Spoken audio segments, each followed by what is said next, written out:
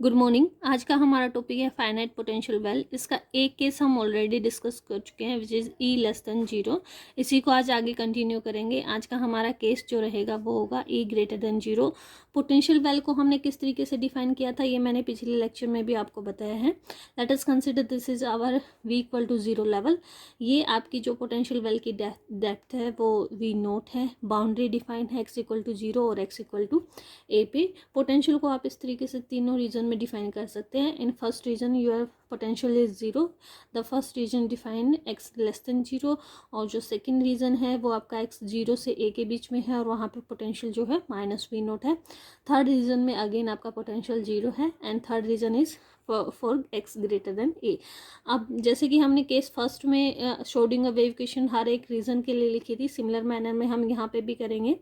Case ई greater than zero आज हम discuss कर रहे हैं, तो तीनों रीजन के लिए हम श्रोडिंगर वेव इक्वेशन लिखेंगे।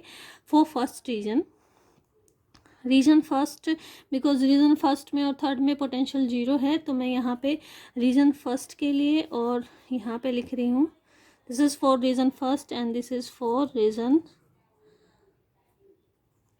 थर्ड। तीनों के लिए यहाँ दोनों के लिए यहाँ पे श्रोडिंगर वेव इक्वेशन लिख देते हैं। फर्स्ट रीजन के लिए जो श्रोडिंगर वेव इक्वेशन होगी वो होगी d2 psi 1 over dx square plus 2m over h cut square e minus v psi 1 equal to zero. ठीक है, बिकॉज फर्स्ट रीजन में जो आपका v डिफाइन है वो हमारा जीरो डिफाइन है, जैसा कि हमने यहाँ पे लिखा है। तो ये रिड्यूस हो जाएगी आपकी equation d2 psi 1 over dx square plus 2m e over h cut square psi 1 equal to zero, क्योंकि हमने यहाँ पे v को क्या पुट कर दिया, जीरो पुट कर दिया है। This is our equation first. Similar manner में हम यहाँ पे लिखेंगे Schrodinger wave equation for third region is d2 psi 3 over dx square plus 2m over h cut square e minus v psi 3 equal to zero. Again in this region v is zero, तो equation आपकी reduce हो जाती है d2 psi 3 over dx square plus 2m e over h cut square psi 3 equal to zero. This is our equation second. अब दोनों ही equation में because our e is greater than zero then we can put k1 square equal to 2m e over h cut square. यहाँ पे negative sign लेने की जरूरत नहीं बिकॉज e ऑलरेडी आपका पॉजिटिव है। तो आपको सिर्फ ये ध्यान रखना है कि जब भी आप k स्क्वायर डिफाइन करते हैं तो वो टर्म ओवरऑल पॉजिटिव होनी चाहिए। तो k1 स्क्वायर हमने पॉजिटिव लिया because e is greater than zero. दोनों में पुट कर देंगे, आपके पास जो इक्वेशन रिड्यूस हो जाएंगी वो हो जाएंगी d2 psi 1 over dx square plus k1 square psi 1 equal to 0 and here d2 psi 3 over dx square plus k1 square psi 3 equal to 0।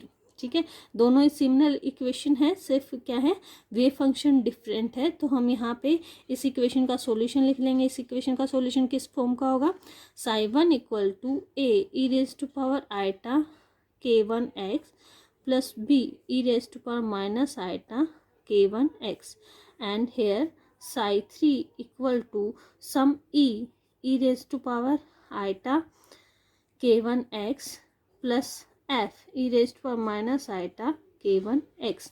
अब ये जो टर्म्स हैं दोनों ही वेव फंक्शन में किस चीज़ को रिप्रेजेंट कर रही वो यहाँ पे मैं लिख देती हूँ। जो फर्स्ट टर्म है इस एक्सप्रेशन में वो रिप्रेजेंट कर रही है इंसिडेंट वेव जो कि पॉजिटिव एक्स एक्सिस की तरफ जा रही है। ठीक है, ये इंसिडेंट को करिए यानी कि एक वेव जो कि इस डायरेक्शन में जा रही है। सॉरी, मैंने इसको रॉन्गली रिप्रेजेंट किया बिकॉज हम ई ग्रेटर देन जीरो लेके चल रहे हैं, तो पोटेंशियल से अबो हम डिफाइन करेंगे। तो एक वेव जो इस डायरेक्शन में जा रही है तो ये किसको रिप्रेजेंट कर रहा है, E raise to power iota k1x। ठीक है, फर्स्ट टर्म ये होगी। अब क्लासिकल मैकेनिक्स क्या कहती है कि अगर आपका जो एनर्जी डिफाइंड है वो उस बैरियर से अबोव है तो टोटल ट्रांसमिशन होगा, यहाँ पे कोई भी रिफ्लेक्शन नहीं होगा। बट वेव थ्योरी क्या कहती है कि यहाँ पे रिफ्लेक्शन के भी चांसेस हैं, रिफ्लेक्शन होने की भी प्रोबेबिलिटी, और वही हम यहाँ पे प्रूव करेंगे। तो फर्स्ट टर्म रिप्रेजेंट करिए incident wave moving toward the positive x axis, ठीक है। सेकेंड टर्म किसको रिप्रेजेंट कर रही है, रिफ्लेक्टेड वेव को moving toward minus x axis, ठीक है। यहाँ पे जो बाउंड्री है, क्वांटम मैकेनिक्स क्या कह रही है कि यहाँ पे जो बाउंड्री है उससे आपकी वेव, ये वेव रिप्रेजेंट कर रही है रिफ्लेक्टेड, जो इस बाउंड्री से रिफ्लेक्ट बैक होके नेगेटिव एक्स एक्सिस की तरफ जा रही है। नेक्स्ट साई 3, यानी कि इस रीजन में हम अगर बात करें, साई 3 रीजन में फर्स्ट जो वेव है वो किसको रिप्रेजेंट कर रही है, again transmitted wave moving toward positive x axis, okay, positive x axis की तरफ जा रही है।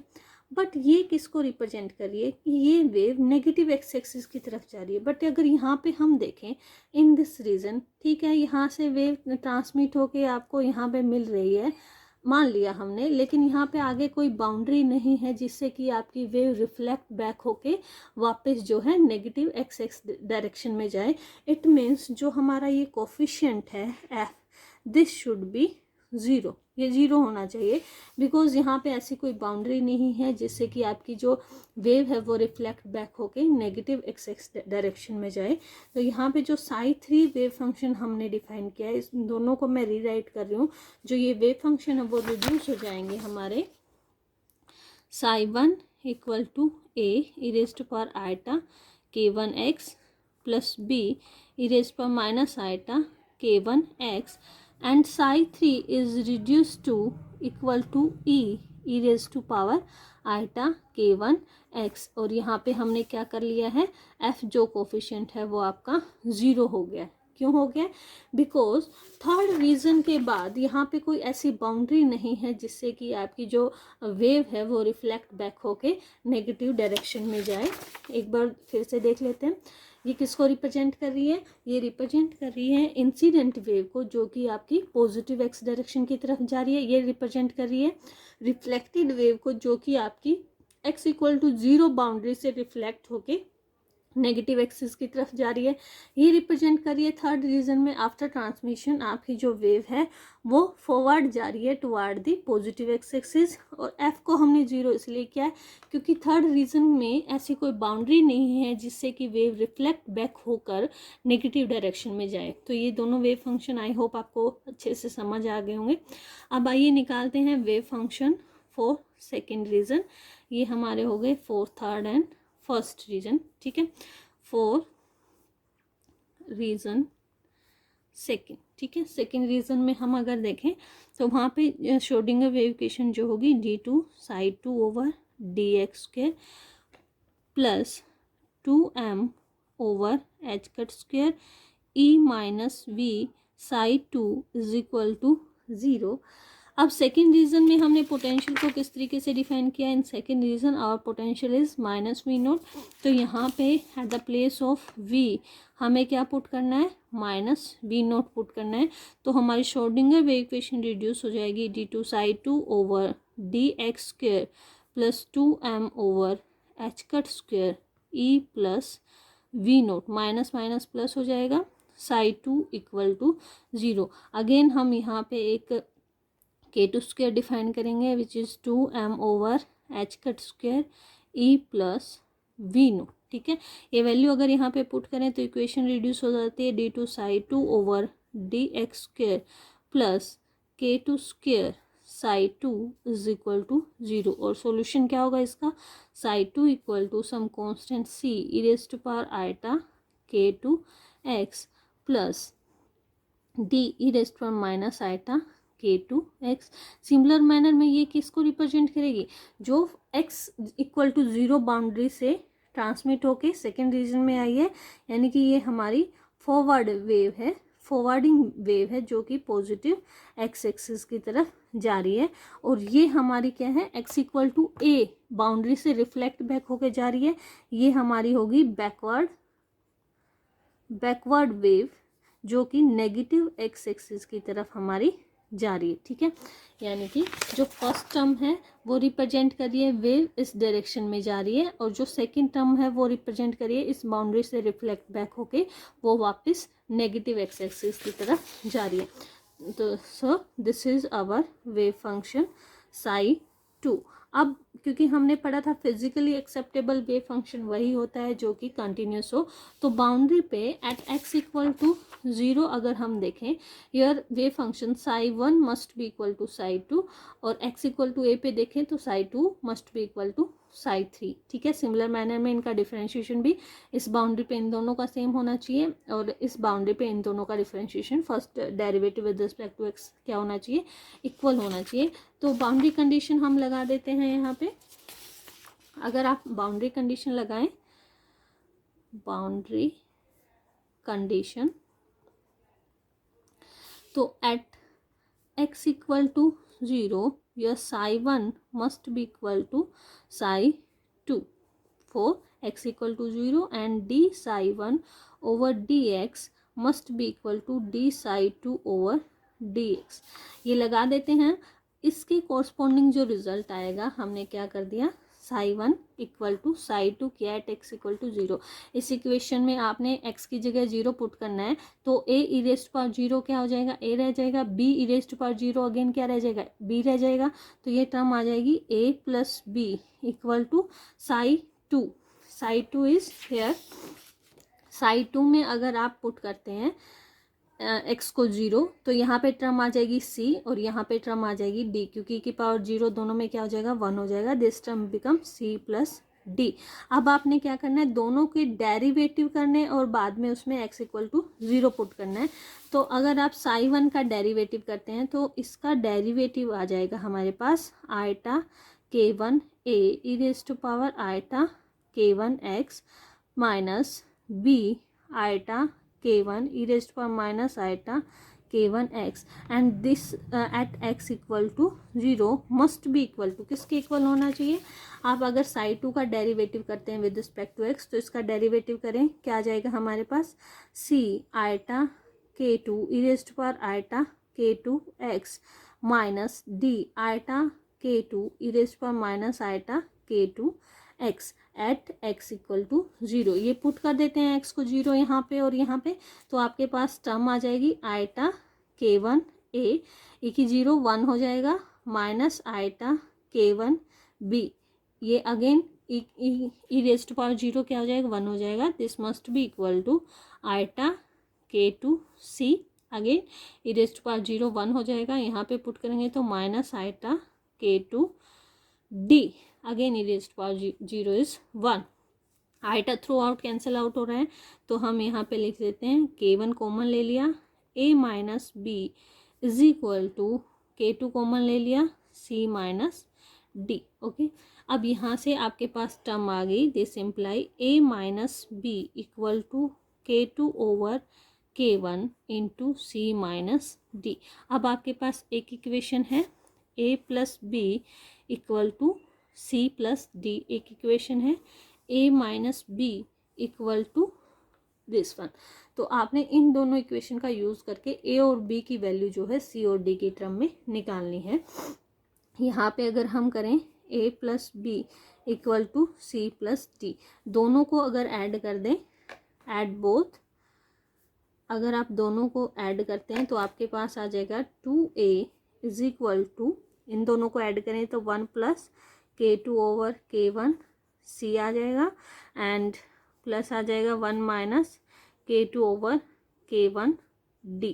ठीक है, इस तरह का आएगा आपके पास, यानी जो a होगा वो आपके पास आ जाएगा c over 2 1 plus k2 over k1 plus d over 2 1 minus k2 over k1, यानी आपका जो a है वो c और d की टर्म में हमारे पास निकल गया।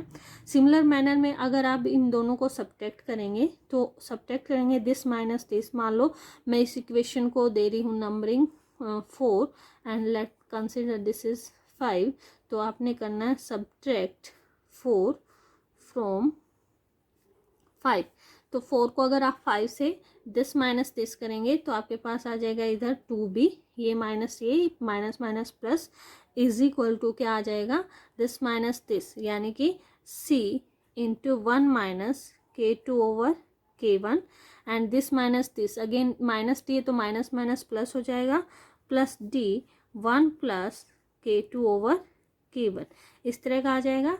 Hair b is equal to c over 2 1 minus k2 over k1 plus d over 2 1 plus k2 over k1।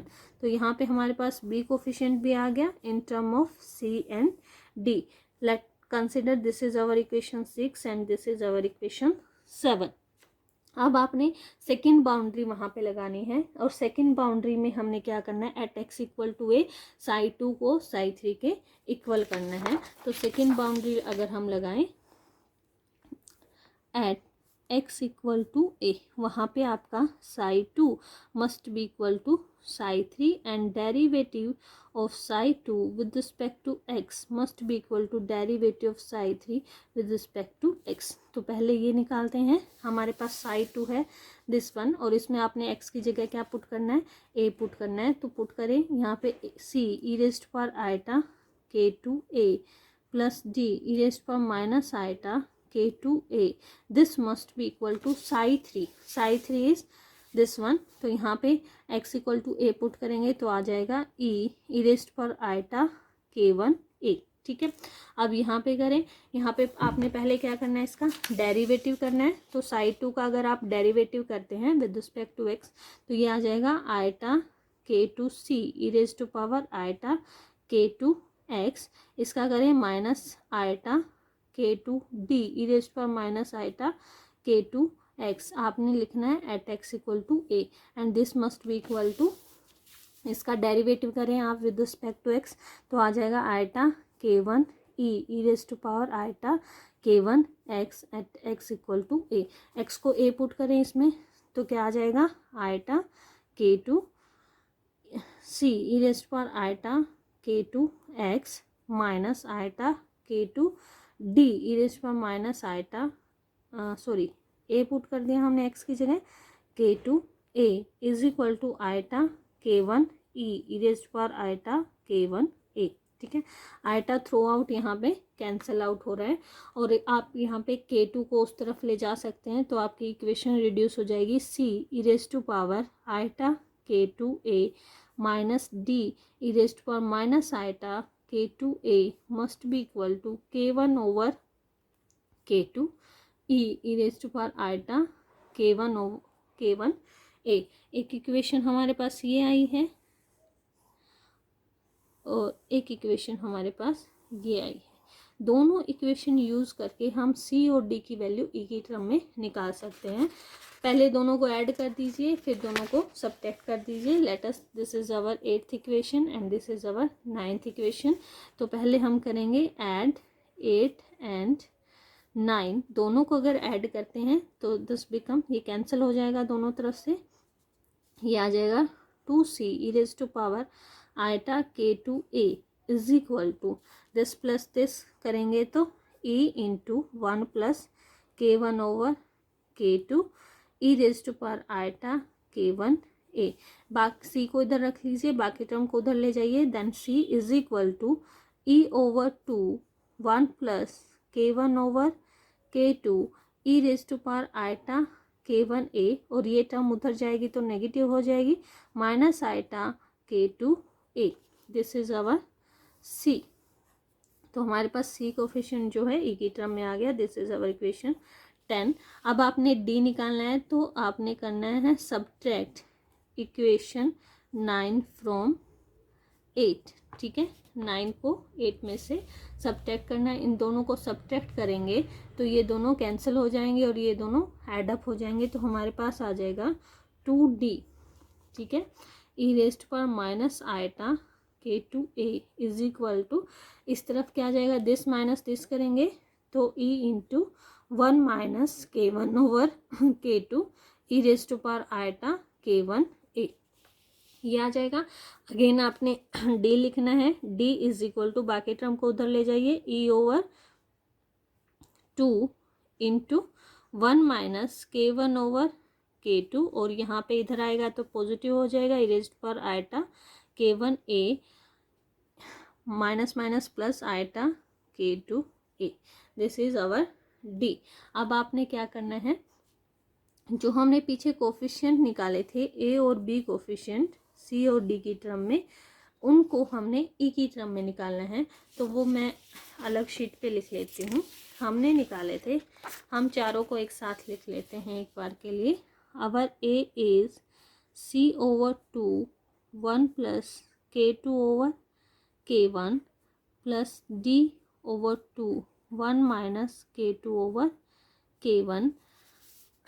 एक बार ए को सोल्व कर लेते हैं, और हमारे पास जो सी और डी हमने निकाले हैं वो निकाले हैं।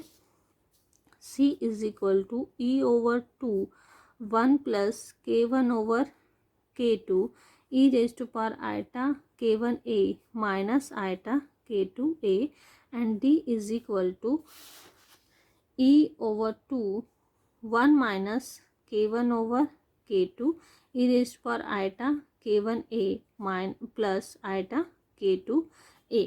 यहाँ पे a को पहले सोल्व कर लेते हैं, फिर b को सोल्व करेंगे। तो यहाँ पे c और d की वैल्यू अगर हम पुट करें इन दिस इक्वेशन, यहाँ से c d की वैल्यू पुट करें तो a इज इक्वल टू क्या आ जाएगा, दिस c की वैल्यू ये है तो e बाई 2 ऑलरेडी है, 1/2 इधर है तो e बाई 4 हो जाएगा, e ओवर 4। ठीक है, एज इट इज़ लिख देते हैं 1 plus k1 over k2 into में 1 plus k2 over k1 into में क्या आ जाएगा, E raise to power iota k1a minus iota k2a। ठीक है, प्लस में क्या है साथ में d बाई 2 है, d की जगह e बाई 2 और दिस टर्म लिखनी है तो e बाई 4 हो जाएगा, e by 4 1 minus k2 over k1 into में 1 minus k1 over k2 E raise to power iota k1a plus iota k2a।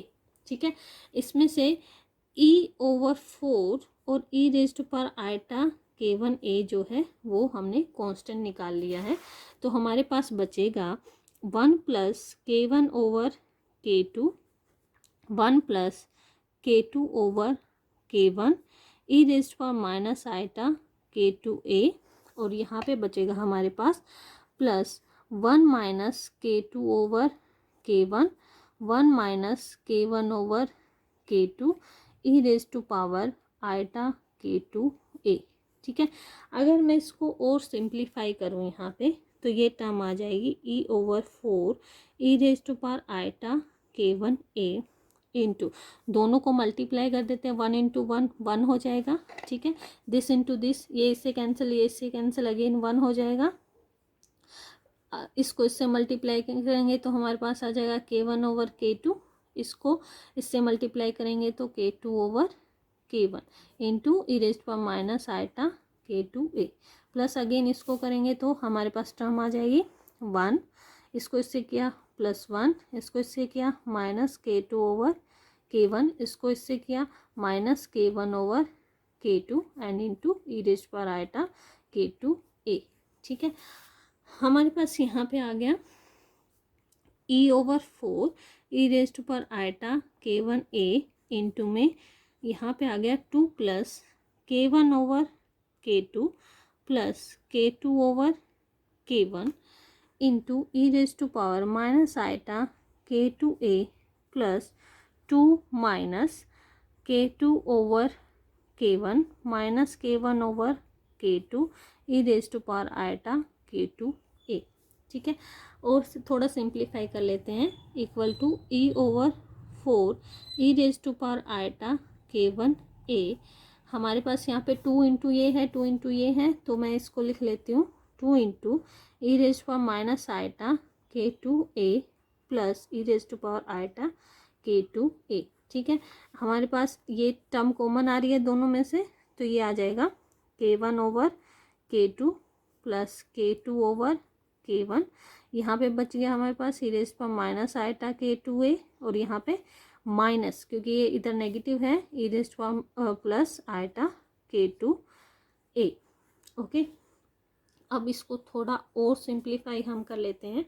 अगर आप इस टर्म को 2 से डिवाइड कर दें और 2 से मल्टीप्लाई कर दें, इस टर्म को 2 आइटा से डिवाइड कर दें और 2 आइटा से मल्टीप्लाई कर दें, तो ये टर्म रिड्यूस हो जाएगी e/4 e raise to power iota k1a, this term is 4। ये टर्म किसको रिप्रेजेंट कर रही है? कोस ऑफ k2a को, plus 2 iota k1/k2 plus k2/k1। ये टर्म किसको रिप्रेजेंट कर रही है? माइनस ऑफ साइन k2a को रिप्रेजेंट कर रही है। ठीक है, 4 को बाहर निकाल लेते हैं तो टर्म आ जाएगी e raise to power iota k1a, यहाँ पे बच जाएगा कोस ऑफ k2a। 4 बाहर निकाला है, यहाँ पे आ जाएगा, ये नेगेटिव साइन मैंने लिख लिया, आइटा/2, यहाँ पे रह जाएगा k1/k2 plus k2/k1 and sine of k2a। Hence this is our coefficient a in term of e। ठीक है, सिमिलर मैनर में आपने सोल्व करना है coefficient b in term of, यहाँ पे हम सोल्व कर लेते हैं coefficient b in term of c and d। तो मैं कोफिशिएंट b यहाँ पे लिख रही हूँ। Our coefficient b is equal to c/2 1 minus k2/k1 plus d/2 1 plus k2/k1। ठीक है, आपने c और d की वैल्यू यहाँ पे पुट करनी है। पहले c की वैल्यू यहाँ पे पुट करते हैं, तो b is equal to e/2 है, 1/2 है, तो हो जाएगा e/4। ये term as it is 1 minus k2/k1, ये term as it is 1 plus k1/k2।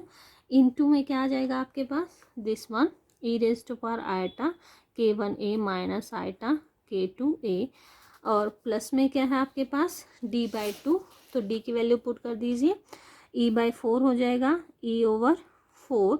यहाँ पे है 1 माइनस k1/k2, यहाँ पे है 1 प्लस k2/k1, और ये term e raise to power iota k1a plus iota k2a। ठीक है, यहाँ पे भी जो हमारे पास है, जो कॉमन आ रहा है, वो उसको आप बाहर निकाल लीजिए। यहाँ पे हमारे पास कॉमन आ रहा है e/4 e raise to power iota k1a, तो ये हमने बाहर लिख लिया है।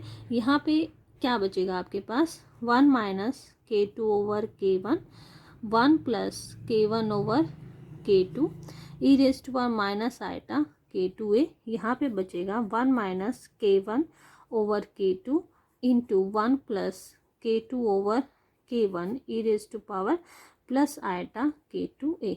इसको भी सिमिलर मैनर में हमने सिंप्लीफाई करना है, जैसे कि हमने a कोफिशिएंट के लिए किया था।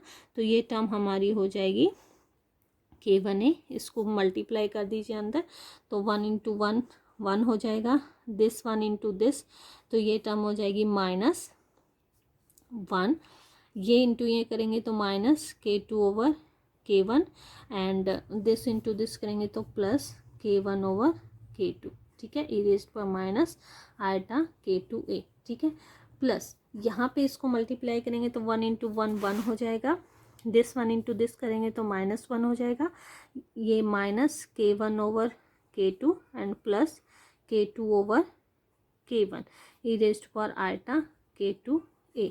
1 से 1 कैंसिल, ये 1 से 1 जो है आपका कैंसिल हो जाएगा, तो हमारे पास टर्म आ जाएगी e/4 e raise to power iota k1a, और यहाँ पे हमारे पास बचेगा, अगर आप इसमें से माइनस टर्म बाहर ले लें तो बचेगा k2/k1 माइनस k1/k2, ये नेगेटिव हमने बाहर ले लिया, e raise to power minus iota k2a। यहाँ पे बचेगा plus k2/k1 minus k1/k2 e raise to power iota K2A, ठीक है। अगेन आपके पास ये टर्म कॉमन आ रही है तो हम लिख देंगे E/4 e⁻ K1A इंटू में क्या बच जाएगा हमारे पास K2/K1 माइनस K1/K2, और यहाँ पे आ जाएगा e⁻, ये पॉजिटिव है पहले लिख लिया K2A, ये नेगेटिव है इसको लिखा माइनस e⁻ K2A, ठीक है। अब अगर आप इस टर्म को 2 से डिवाइड कर दें और 2 से मल्टीप्लाई कर दें तो ये टर्म हमारी जो है रिड्यूस हो जाती है साइन K2A में। तो ये 2 यहाँ से आ जाएगा हमारे पास E/2 e⁻ K1A इंटू में K2/K1 माइनस K1/K2 इंटू में sine of K2A। So this is the expression for B in term of E। अब आपने क्या करना है, हमने निकालना है रिफ्लेक्शन एंड ट्रांसमिशन कोफिशिएंट, और वो निकालने के लिए हमने पढ़ा था जो हमारा है प्रोबेबिलिटी करंट डेंसिटी। वहाँ पे मैंने आपको बताया था कि प्रोबेबिलिटी करंट डेंसिटी जो है वो किस लिए यूज़ होती है, रिफ्लेक्शन और ट्रांसमिशन कोफिशिएंट निकालने के लिए। तो यहाँ पे देखिए जो हमने यहाँ पे डिफाइन किया, जो हमारी इंसिडेंट वेव है, इंसिडेंट वेव फंक्शन है वो कौन सा है, जो आपकी इनिशियली वेव जो है पॉजिटिव एक्स डायरेक्शन में जा रही है, और वो हमने किससे रिप्रेजेंट करी है, e⁻ K1x से। तो अगर आप लिखें साई इंसिडेंट इक्वल टू क्या आ गया, e⁻ K1x आ गया। अब रिफ्लेक्टेड कौन सी है, जो कि x=0 बाउंड्री से रिफ्लेक्ट बैक होके आई है। x=0 बाउंड्री से रिफ्लेक्टेड वेव कौन सी है, दिस वन।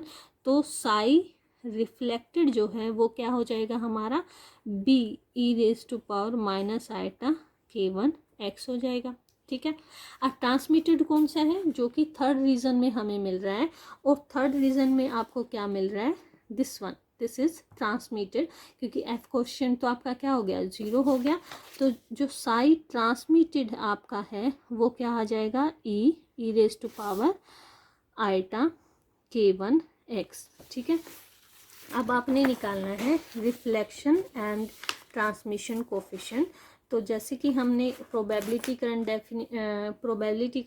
डेंसिटी में इसकी डेफिनेशन बताई थी, reflection coefficient equal to S/R magnitude divided by S/I magnitude, यानी कि probability current density of reflected wave function divided by probability current density of incident, ठीक है। ये क्या है, magnitude of probability current density of reflected wave to the magnitude of probability current density of incident, है ना, incident wave की। अब हमने वेव फंक्शन डिफाइन कर दिए हैं, इंसिडेंट, रिफ्लेक्टेड एंड ट्रांसमिटेड। एक वेव फंक्शन के लिए प्रोबेबिलिटी करंट डेंसिटी मैं निकाल के दिखाऊंगी, बाकी दो को आप खुद नहीं करना है। सिमिलर मैनर में जो ट्रांसमिशन कोफिशिएंट है उसको कैसे निकालेंगे, ST/SI, ठीक है।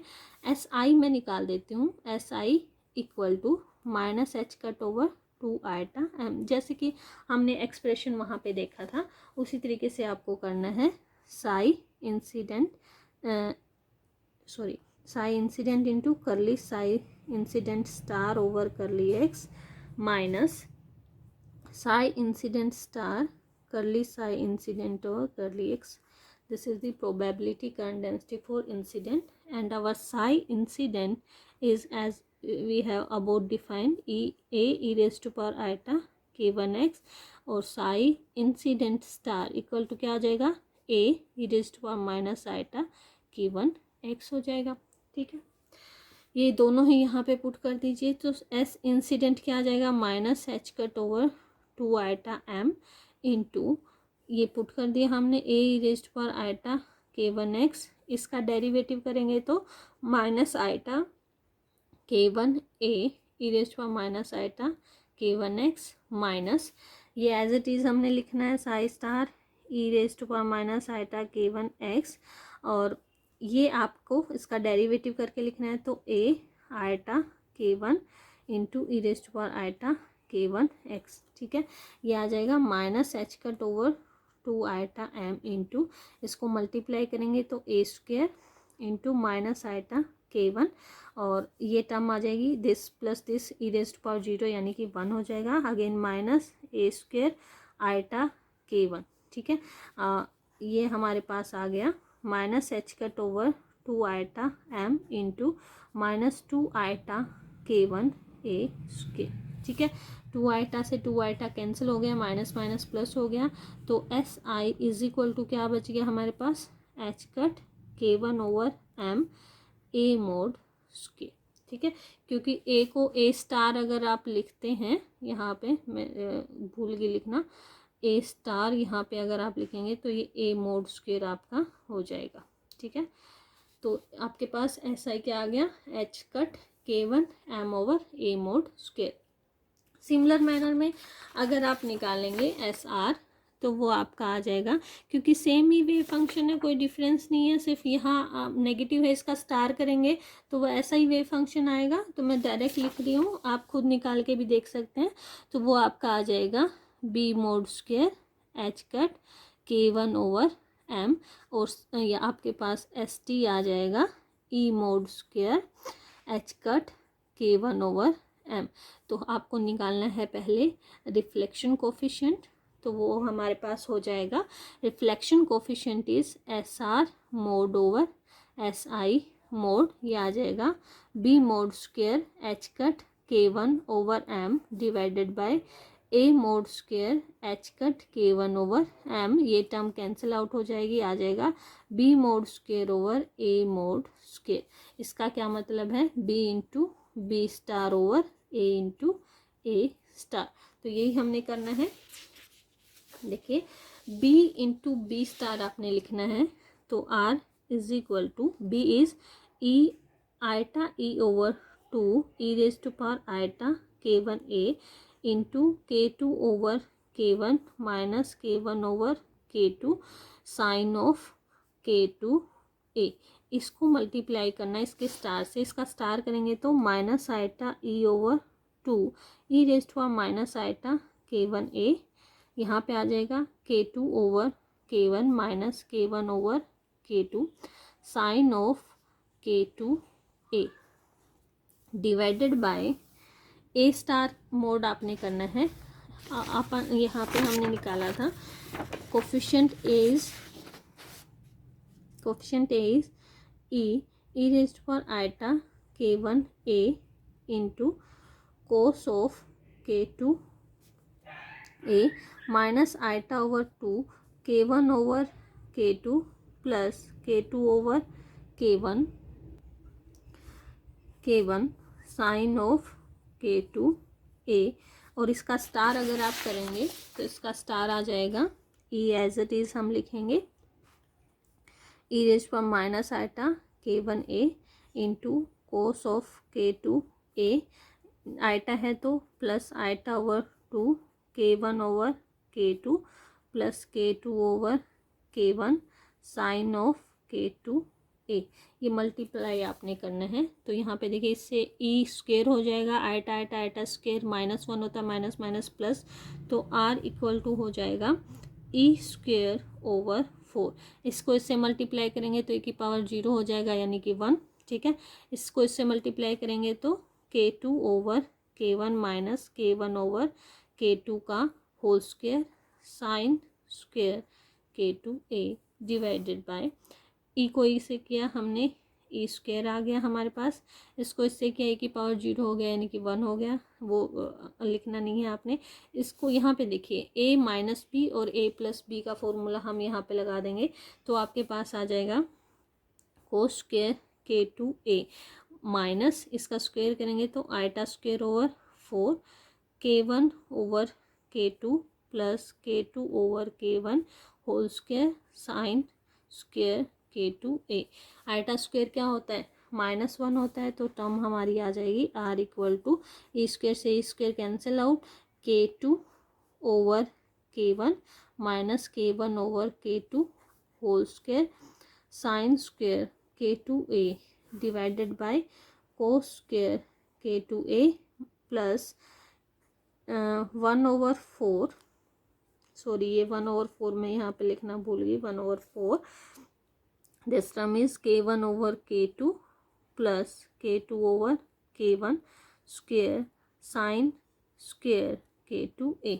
4K1 K2 स्क्वायर से थ्रू आउट आप मल्टीप्लाई कर दीजिए तो ये टर्म आ जाएगी K1 square K2 square minus K1 square whole square sine square K2A divided by 4 time of K1 square K2 square cos of K2A plus K1 square plus K2 square whole square sine square K2A। So this is our reflection coefficient, मैं यहाँ पे लिख देती हूँ, this is our reflection coefficient. ठीक है, similar manner में हम निकाल लेंगे ट्रांसमिशन कोफिशिएंट। ट्रांसमिशन कोफिशिएंट निकालने के लिए फॉर्मूला क्या है हमारा, T is equal to mod of s t over mod of s i. इसका क्या मतलब है, एस टी हमारा क्या आया है, दिस वन, यानी E mod square H cut K1 over M divided by A mod square H cut K1 over M, ये कैंसिल हो गया, means E mod square over A mod square. ठीक है, ई और जो ए है मोड की वैल्यू वो हम यहाँ पे पुट कर देंगे, वो हमने निकाली है, सॉरी ए की वैल्यू हमने निकाली थी कहाँ पे, दिस वन,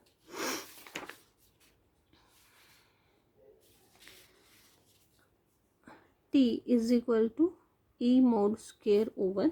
ठीक है, अब यहाँ पे लिख देंगे ए मोड का क्या मतलब है, A into A star equal to E square over A into A star, पहले ए को लिख लेते हैं फिर उसका जो है स्टार करेंगे, A is E raised power iota K1A cos of K2A minus iota over 2 K1 over K2 plus K2 over K1 sine of K2A।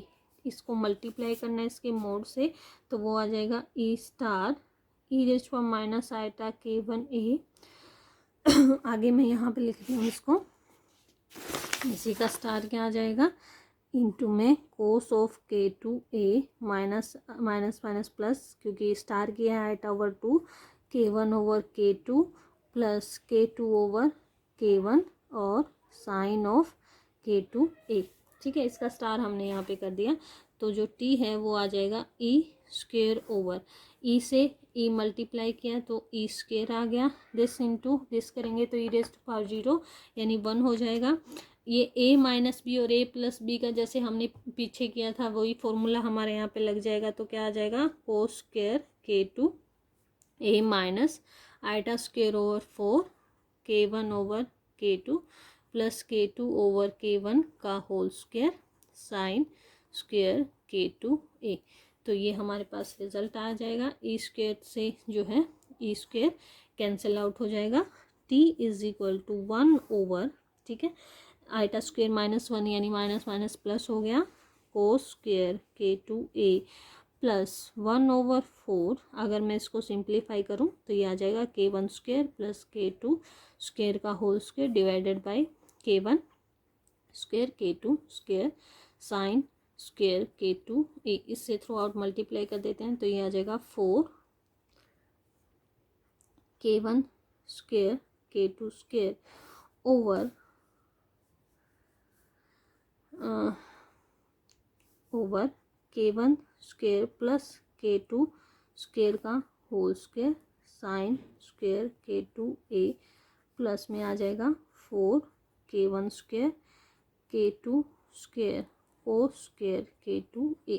अब थोड़ा सा और आपने इसमें मॉडिफिकेशन करना है, वो हम कर सकते हैं, 4 K1 स्क्वायर K2 स्क्वायर अगर आप यहाँ पे लिखें इसको इस तरीके से, late us this is k1 square minus k2 square, ठीक है। अगर ये टर्म है तो आप इसको किस तरीके से, इसमें जो है 4 टर्म जो है आपकी वो सब्ट्रैक्ट हो जाएगी इसमें से, क्योंकि इसको सोल्व करके अगर आप देखेंगे यहाँ पे आ जाएगा 4 k1 स्क्वायर k2 स्क्वायर, ठीक है।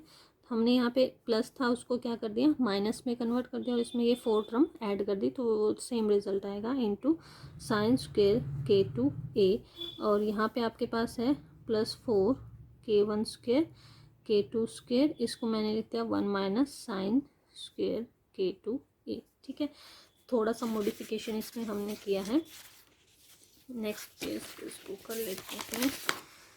After simplification t is equal to 4 k1 square k2 square over, यहाँ पे देखिए this into k1 square minus k2 square whole square sine square k2a, ठीक है।